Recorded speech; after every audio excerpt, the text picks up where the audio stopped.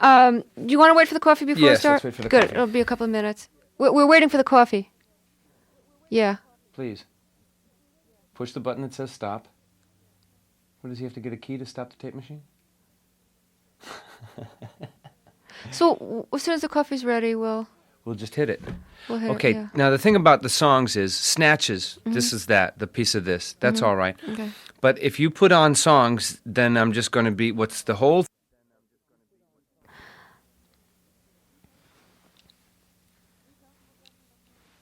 Are you comfortable talking about the Monkees? It's a mixed bag.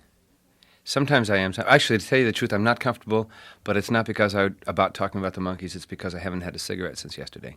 Do you want to light one up? No. Oh, you're trying to stop. Well, I'm trying to put it off. for a Right. little. Savor it a little longer. Put off the next cigarette for, well, hopefully for a very long time, but just not smoke one right now.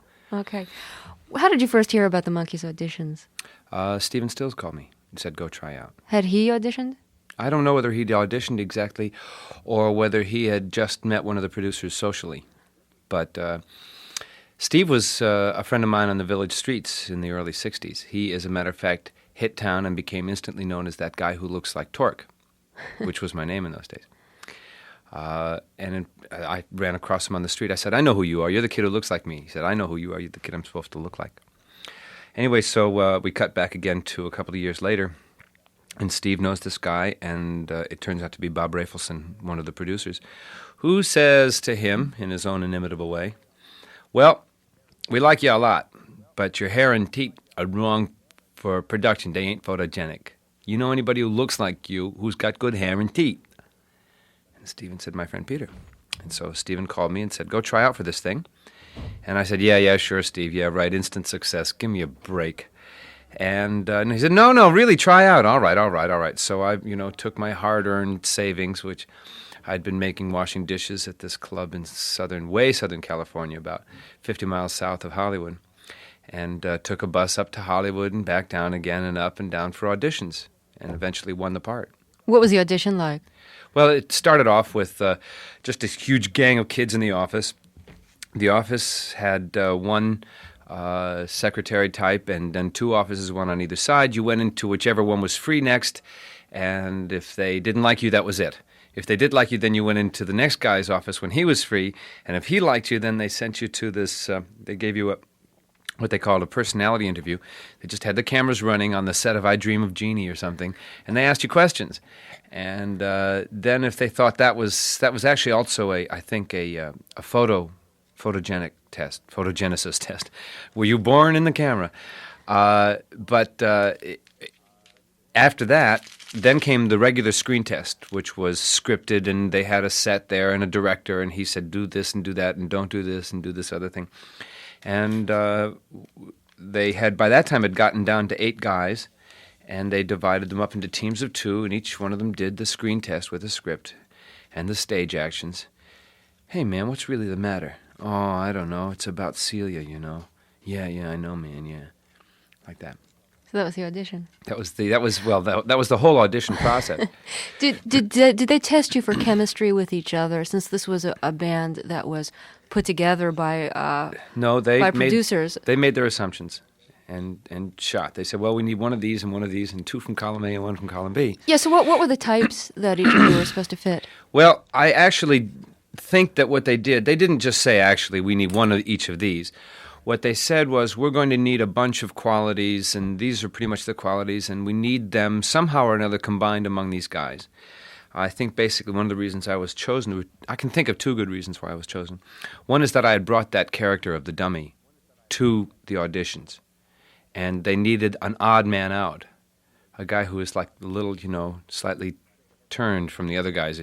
Straight-ahead rock and roll band and one kind of simpatico, simplicico kind of a guy, and that was my character. And so that was one of the reasons why I was chosen. The other reason I think I was chosen is because I did the screen test in one take. I thought it was impressive. I hope they did too. In any case, it was like that. I was the odd man out. Davey was the little British or romantic, and then 2 other guys, one of them light and crazed and the other kind of dark and serious. And so that was the way it was balanced out, I think. Were you asked to watch Beatles movies or listen a lot to Beatles records to develop the kind of sound and image that they had? No. Were you self-conscious of the Monkees being considered to be like a Beatles imitation band? Well, there was a lot of criticism to that effect, and I think I took it to heart. And now I think I took it to heart too much. Because really it was, I think in some ways, Mickey and Davey had a healthier attitude about it as I look back on it now. They didn't go in for that imitation this or organic that, They just read their scripts. They came to the studio and read their parts. And that was all they ever cared about doing. They got the, give me a part and pay me at the end of the week. That's all. And if I'd had that attitude, I would have been a lot happier. I would have been able to not worry, because I heard a lot of different criticisms, and it all sounded as though it was coming from one seriously important source to me in those days. That was how I was. And I now see that each person had their own little carping to do. For instance, nobody ever said in my knowledge in those days that we were a bunch of talentless actors. Everybody said we were a bunch of talentless musicians, but not talentless actors. Because in Hollywood, we were respected pros doing what we had to do, cranking out this stuff week in and week out. If you got it out, you were a pro. That was all anybody cared about in Hollywood. And so I said, well, at least we had that much respect. I later find out that the struggling New York actors crowd are calling us talentless actors. But what I heard was the struggling musicians crowd in L.A.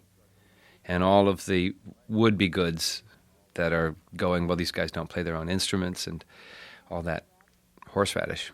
Do you find that the rap has changed about the program, since so many people look back on it affectionately now as being like a real pop piece from that period? It's a good question. I don't know whether the rap itself has changed, but I'm hearing more good rap about it, which maybe comes to the same thing.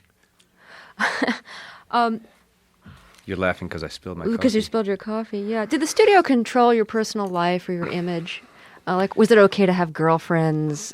Sure. Was it okay to be seen with them? It was okay to have sex. Yeah, you just never know with studios, like how much control they're exerting or what they want you to look like to your public. Well, they wouldn't let us criticize the war in Vietnam.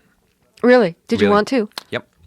I actually did, to a New York Times reporter, and they asked me very seriously and very strenuously to call her and ask her to withhold that section of the interview.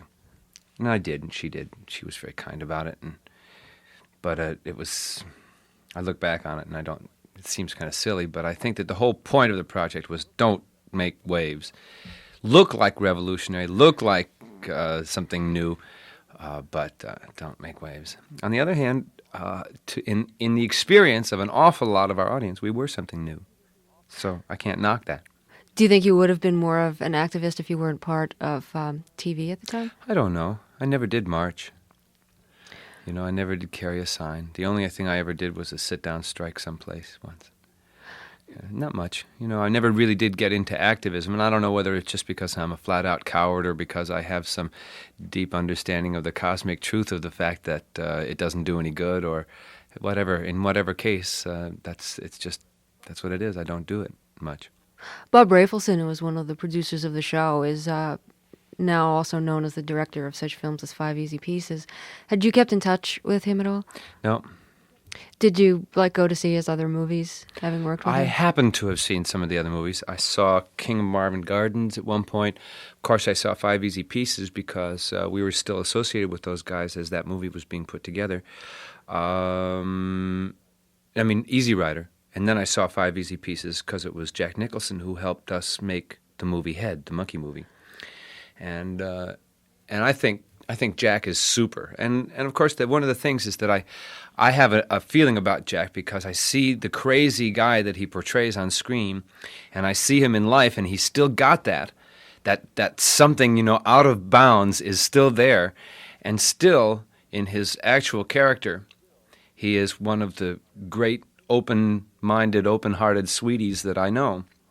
And to see a man with these seemingly vast differences working and playing these crazed people on screen,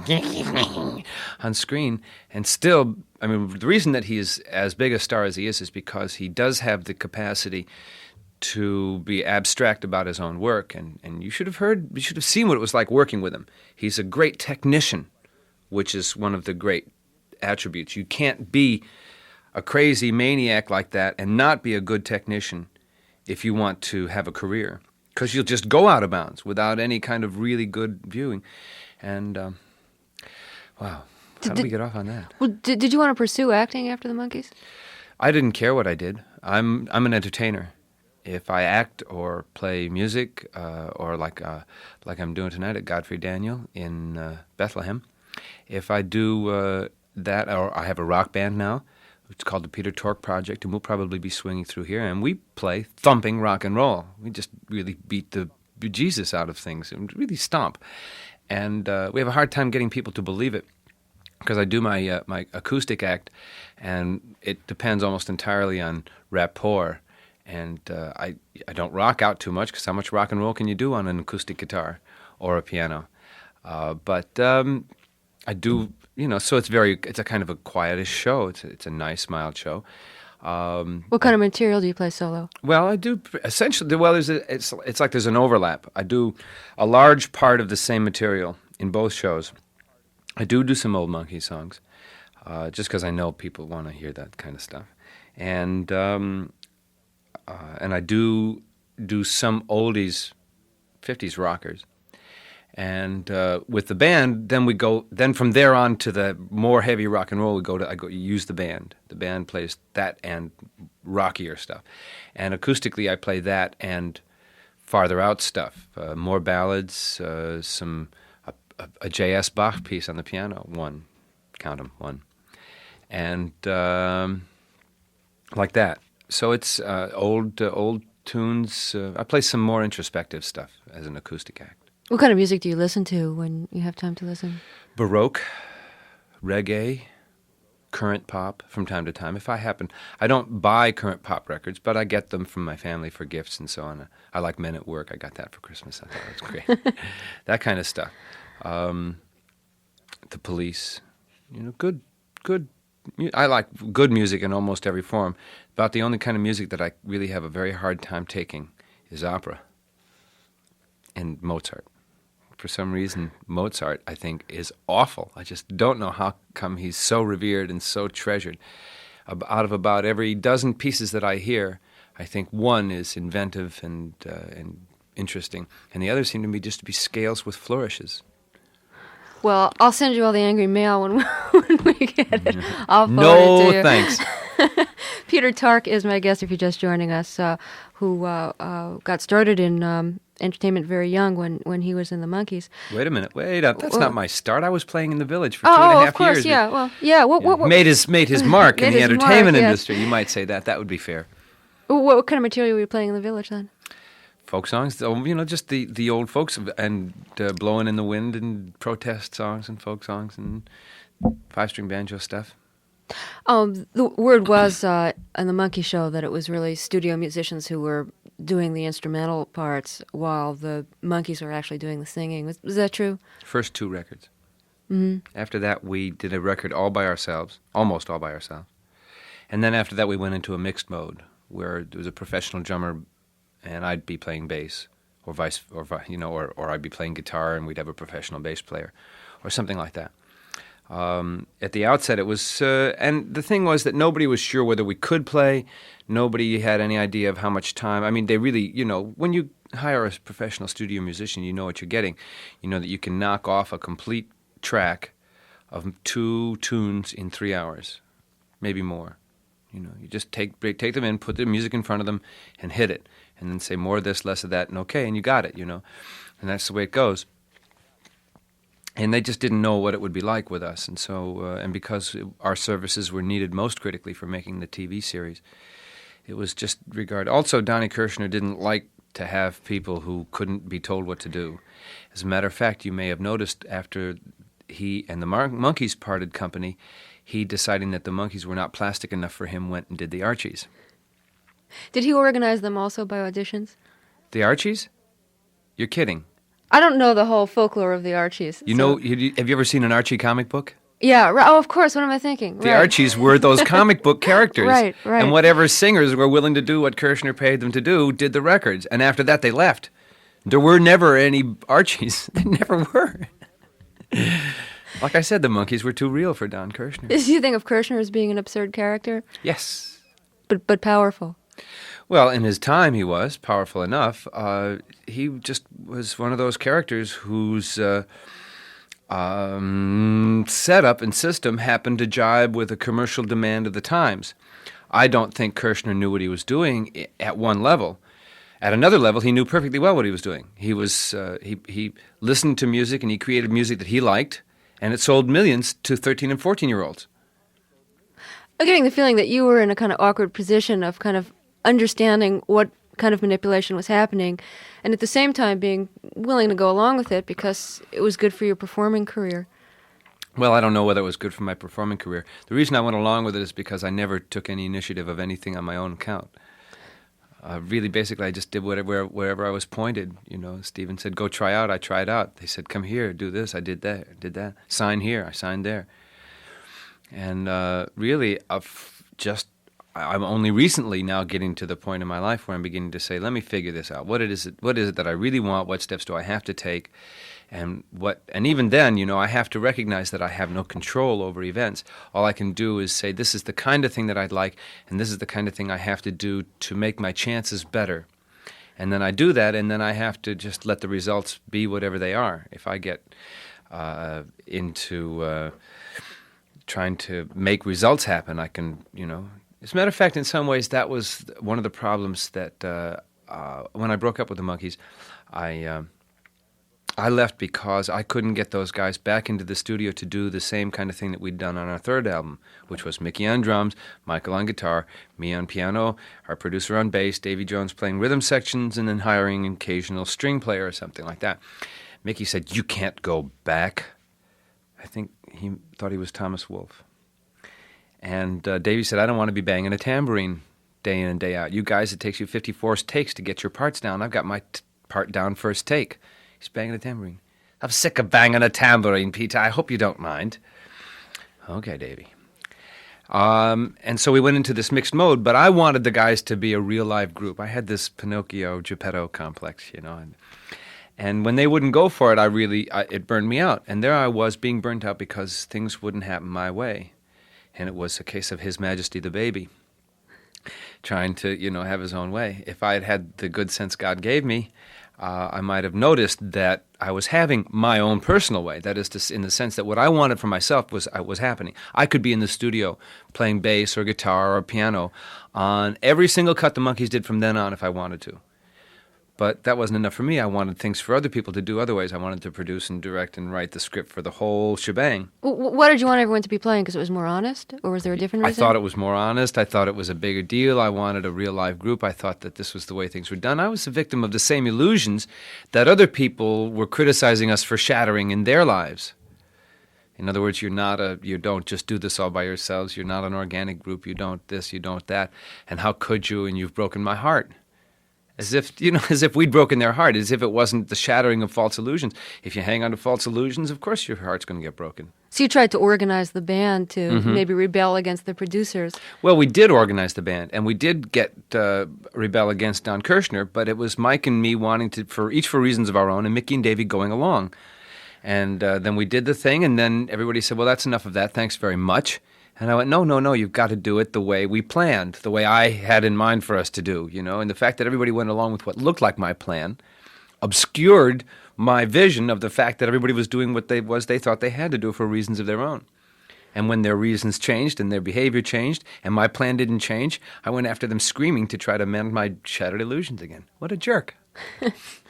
How did being a television star and a recording star affect things like your schooling and your ability to have friendships and things like that? I don't know that it affected my ability to have friendships. Basically, I don't think I knew how to be or have a friend beforehand, and I don't think I learned while I was in that operation. I mean, I had some good buddies, you know, but that wasn't the same thing. I didn't really understand. There was only one person in my life that I could turn to when I was hurting who happened somehow to know what it took to stop me hurting. And that was a woman named Karen Harvey. who later joined me on the West Coast. And I thought, well, here's a friend come to join me, and this will be a real friend. And we were pretty good friends, I guess, but there wasn't any that, but then I didn't know what a friend did in the sense of how on a day-to-day basis do you maintain your friendships? Do you go out of your way to make sure that things are nice and right? And, the kind of work that a friendship takes. You don't just have a friendship without work. And I didn't know that. And I'm not so sure I know it now. I can say it, but I don't know if I have the real gut understanding it takes. But in any case, and my schooling, the reason that I was in entertainment was because I'd flunked out of college for the second time, and I never did finish and get I never did get a bachelor's degree. And to this day, I haven't got one, and I don't know whether I ever will. Well, you don't exactly send resumes around when you're playing concerts. No, they didn't ask me for my degree when they asked me to play in Bethlehem. At the Godfrey Daniel tonight in Bethlehem, PA. Those of you who are within driving distance of there, who are within sound of my taped voice now, should hustle out there and take your money so that you can get in. Speaking of money, how much profits did the people in the band of the Monkees have from the millions of records that were sold and the we got the TV usual profits and syndication? We got standard minimum shares of the TV show and the records. We got a raise, a modest, substantial raise, some, medium kind of a raise. After about 6 months, they gave us a raise. We always got the standard record deal, which was the group gets 5 points, which is 5% of 90%. And so we split 1.25 points, which is 1 3/10% each person of whatever the going price was. And we get that today. If they sell a record, the Monkees' Greatest Hits album is still on the Billboard middle of the road or something. There's some special chart that Billboard has that we've been on for weeks and weeks and weeks and weeks and weeks. How do you feel about that? Well, it's money.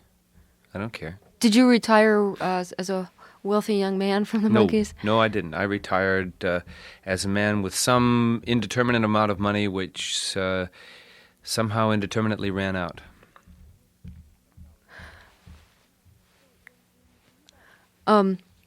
So when you left, did you want to be known as the former Monkee, or did you want to erase that part of your past? I tried to start erase it. anew. I tried to erase it completely. How do you do that? Well, you just don't do anything connected with it. You just absolutely refuse to have anything to do with it. And basically what I did was I wound up retreating into Marin County, California, which is just north of San Francisco. And there I worked, I belonged to a worker-owned restaurant, waited tables, and was part of the cooperative that owned and operated the restaurant.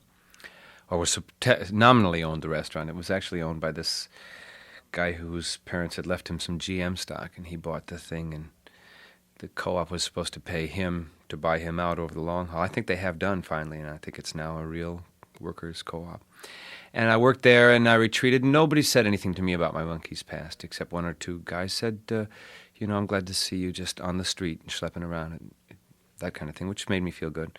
I belonged to a few groups. I belonged to a thing called the Fairfax Street Choir, which had 35 voices in a rock section, and was very hard to stage. They had those little coffee house stages, 35 guys and women. And I also belonged to a kind of a second on the bill act in San Francisco called Osceola for a year or so. And that kind of thing. And nobody said anything about the Monkees to me. Are you in touch with the former members now? Occasionally. No big thing. I would imagine that some people would be happy to see like a reunion concert. Would you ever imagine that happening? Yeah. The only problem with that is mounting it and making it acceptable to everybody. The real problem is that I can't much see myself going on stage and doing an hour of the Monkees' Greatest Hits, playing bass, and getting off stage. I don't think that any amount of money would particularly... I don't suppose that no amount of money, but I don't think that any amount of money that anybody would be interested in paying me would make me want to do that. And I don't see what conceivable creative project could interest the four of us that would be backed with enough money to make it worth our while to develop any good germ of an idea into something full-blown. I don't see it happening. I just think the chances are astronomical against it. It's possible. We're all alive. A Beatle reunion is not possible. I'm just reading Lennon's interview, and he says that thoughts of a Beatle reunion are like going back to high school. Why don't you go back to high school? When are the Beatles getting back together? When are you going back to high school? Is that how you feel? Like I said, I would think that any just simple remounting of the Monkees' greatest hits songs on a stage would be that, yes. Oh, but if you were able to do other material, that's you'd what be I'm happy. saying. If Right. I thought that it could be creative and useful and engage everybody to the fullest of their capacities, I would consider it. But who's going to, pay for us to have to keep us supported in the styles to which we are accustomed for the 2 months or 3 months that it would take to create, carve, mount, produce, and rehearse a show that would involve all of us to the maximum of our new capacities? I don't think it can be done. How do you feel about audiences? What do you mean, how do I feel about audience? What kind of a question is that? Okay, because fans have kind of played it both ways with the members of the Monkees, I think. Like when the TV series was on and when millions were being sold, there were millions of fans who were really adoring. And then you leave a group like that and everybody wants to hear from you only in that context. It's probably... How long have we been on that topic on this? We've been a half an hour. We've been almost the entire show on that topic here. What topic? The Monkees. Right. So what's your question? So do you have a mixed feeling about fans and audiences? Well, fans and audiences are different. Mm-hmm. Audiences come and they catch the show and they like what I do or they don't, and that's up to them, and that's just the way it's supposed to be, no matter whether I ever was a Monkee or not. And fans, if somebody really needs to remember the Monkees and identify with that, I have nothing to say about that because I don't know what's going on with them or what chord I may have touched at some point way back when that they still need to strum on themselves. And it's none of my business. So where are you living now? I live in Venice, California, legally and technically. As a business matter, I spend most of my time in New York. I still am a registered voter in Southern California. Right. My driver's license Right. in Southern California. I'm married. I have children in Southern California. I go back there as often as I can and be part of the family. I just don't get out there very often, and as a business matter, I spend most of my time in New York. Where have you been doing most of 80%. your performing? The New York area. These days, mostly. I went to Southern Canada, Southern Ontario, to do a few shows, and I've been to Boston, and I've been upstate, New York, and I did Pittsburgh about a year ago, I guess. And, I operate out of New York, basically because you can't operate out of L.A. You cannot make a living as an entertainer operating out of L.A. Not that I'm making such a great living operating as an entertainer out of New York, but at least there's a sense of whatever level I'm on, I can go to the next level and operate at that level for a while. In L.A., you either have to make it or you die. That's it. You're either making it or you're dead. And once somebody has been to the top and come away, you don't, as far as I see, get much of a second chance in L.A. I tried to knock around as a comic character actor for a while. And I got people to, hi, it's good to see you, and they laughed at my jokes, and they never invited me back. I forgot what I was going to ask you. A hell of a note for a professional radio interviewer. Well, it's the magic of tape. I could just cut that out. It'll come to me in a second. Oh, do you watch TV much now? A fair amount. Do you watch it very critically, having I been watch, on it? well... And also seeing what kind of roles are available. I imagine you watch No, with an eye no, to I that, don't too. watch. I don't watch mass media pop TV much. Hill Street Blues. That's about it. The rest of what I watch is CNN, cable news. I don't know if you get it here, but there's. We don't get cable here yet. You don't have cable in Philly? Yeah, it's Oh, amazing. you poor people. Oh, I'm so sorry for Philadelphia. Cable News Network and MTV also on cable, and the odd Cosmos show. I saw Carl Sagan say that astrology had been completely debunked on a scientific basis, and I go, wait a minute. Not that I'm such a fan of astrology, but there's no scientific proof that, it's like anything you don't like, if you define it the way you don't like it, you can prove it doesn't exist. Like he said, the premise is that the stars have a profound influence on life. That's not it. So did you watch a lot of the rock video? I watch a fair amount of rock video and a few pop, the news, and, then I listen to music and I read and I perform and I rehearse and I run around and take care of business, and that keeps my days full. Will you be performing tonight at Godfrey Daniels? I'll be performing tonight at Godfrey Daniels in Pennsylvania. Bethlehem, Pennsylvania. And which instruments will you be playing? I'll be playing the guitar, the banjo, and the piano, all at once. No, seriously, folks, all kidding towards one side. I'll be playing those 3 instruments, if they have a decent piano at Bethlehem. I didn't bring my piano with me. Oh. I want to thank you a lot for talking with us. Thanks very much for being here. Well, it was all right, thank you. And I just hope it turns out an audience in Bethlehem, that's all. Thanks for coming. Okay.